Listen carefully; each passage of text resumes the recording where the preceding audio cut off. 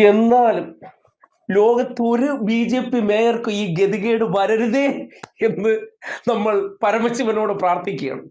രാവിലെ കുറിയൊക്കെ തൊട്ട് അമ്പലത്തിൽ പോയി തൊഴുത് ഒരു കസവ് ഒക്കെ എടുത്ത് അങ്ങോട്ട് ഇട്ട് പുതിയ ഷർട്ട് പുതിയ മുണ്ടല്ല ഇന്നലെ രാത്രി പോയി വാങ്ങിച്ചു. വരികയാണ്, ഞാനാണ് സ്വീകരിക്കാൻ പോകുന്നത്. ഞാൻ സ്വീകരിക്കുക എയർപോർട്ടിൽ നിന്ന് ആദ്യമായിട്ട് നമ്മുടെ നാട്ടിലെത്തിയ പ്രധാനമന്ത്രിയെ BJPയുടെ മേയർ, ഞാൻ ചരിത്ര പുരുഷനാവാൻ പോവുകയാണ്.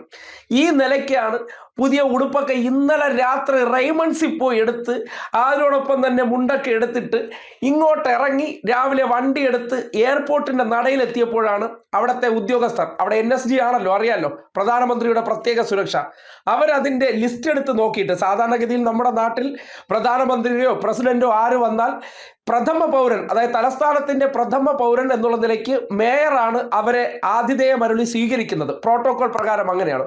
പക്ഷേ പ്രോട്ടോകോൾ പ്രകാരം അങ്ങനെയുള്ള ഒരു ലിസ്റ്റിൽ വരേണ്ട ഒരാൾ സംസ്ഥാന സർക്കാർ വരെ പേര് കൊടുത്തപ്പോൾ ഉറപ്പിച്ചതാണ്. പക്ഷെ അവിടെ നിന്ന് ഇങ്ങോട്ട് വന്ന ലിസ്റ്റ് എടുത്ത് NSG നോക്കിയിട്ട് ആരാന്നാ പറഞ്ഞ് VV രാജേഷ് മേയർ എടുത്ത് നോക്കിയിട്ട് ഇറങ്ങടാ വെളിയിലെന്ന് പറഞ്ഞു. എന്നിട്ട് വണ്ടിയോടുകൂടി ചെവി തൂക്കിയെടുത്ത് വെളിയിൽ കളഞ്ഞ് നാണം കെട്ട് എയർപോർട്ടിൽ നിന്ന് ഇപ്പോൾ എവിടെയാണെന്ന് ആർക്കും അറിയില്ല. അതായത് 45 ദിവസത്തിനകത്ത് ഞങ്ങൾ ഇവിടെ വിശ്വഗുരുജിയെ കൊണ്ടുവരും, ഞങ്ങൾ സ്വീകരിക്കും. ഇപ്പൊ ആരാണ് സ്വീകരിക്കുന്നത്? 8ന്റെ പണി കൊടുത്ത രാജീവ് ചന്ദ്രശേഖർ മേയർ അല്ലെങ്കിലും മേയറെ പോലെ അവിടെ നിന്ന് വിശ്വഗുരുവിനെ സ്വീകരിച്ചിരിക്കുകയാണ്. എന്തൊരു ഗതികേടാണ്! അന്തസ്സും ആത്മാഭിമാനം ഉണ്ടെങ്കിൽ ഇന്ന് രാജിവെച്ചിറങ്ങിപ്പോവും. ഈ അന്തസ് കെട്ട പണിക്ക് ഞാൻ ഇല്ല, അല്ലെങ്കിൽ ഞാൻ ഇങ്ങനെ ഒരു പദവിയിലിരുന്നിട്ട് ഈ നാണക്കേടിന് കുടുംബത്തിൽ പറഞ്ഞ ഞാൻ ഉണ്ടാകില്ല.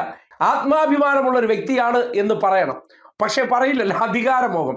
പക്ഷേ കേരളത്തിൽ BJPയുടെ മേയർ ഇനി പ്രധാനമന്ത്രിയെ സ്വീകരിക്കുമെന്ന് നേരത്തെ പറഞ്ഞുകൊണ്ടിരുന്നിട്ട് ആ സ്ഥാനത്ത് രാജീവ് ചന്ദ്രശേഖർ നിന്ന് സ്വീകരിച്ചപ്പോൾ വെളിയിൽ നിന്നിട്ട് നേരത്തെ ഒട്ടകം ഗോപാലകൃഷ്ണൻ സ്റ്റേജിന്റെ മുകളിലൂടെ നോക്കിയ പോലെ അവിടെ VV രാജേഷ് എയർപോർട്ടിന്റെ വെളിയിൽ കസേരയിട്ട് മതിലിന്റെ മുകളിൽ കൂടെ ജി വന്നാന്ന് എത്തി നോക്കുന്ന ഗതികേട്. ഇങ്ങനെ ഒരവസ്ഥ ആ ഫോട്ടോയൊക്കെ ഉടൻ പുറത്തു വരും. മേയറായിട്ട് ഇരിക്കാൻ പോലും ഒരു കസേരയില്ലാത്ത ഗതികേട് കേരളത്തിന്റെ അല്ലെങ്കിൽ തലസ്ഥാനത്തിന്റെ ചരിത്രത്തിൽ ഒരു മേയറിനും ഇത്ര മാത്രം അപമാനം സഹിക്കേണ്ടി വന്നിട്ടില്ല. അങ്ങനെ അപമാനിച്ച് പ്രധാനമന്ത്രി വരുന്ന വേദിയിൽ നിന്ന് മേയറെ അടിച്ചിറക്കി വിട്ടു എന്ന് പറഞ്ഞാൽ എന്തൊരു നാണക്കേടാണ്.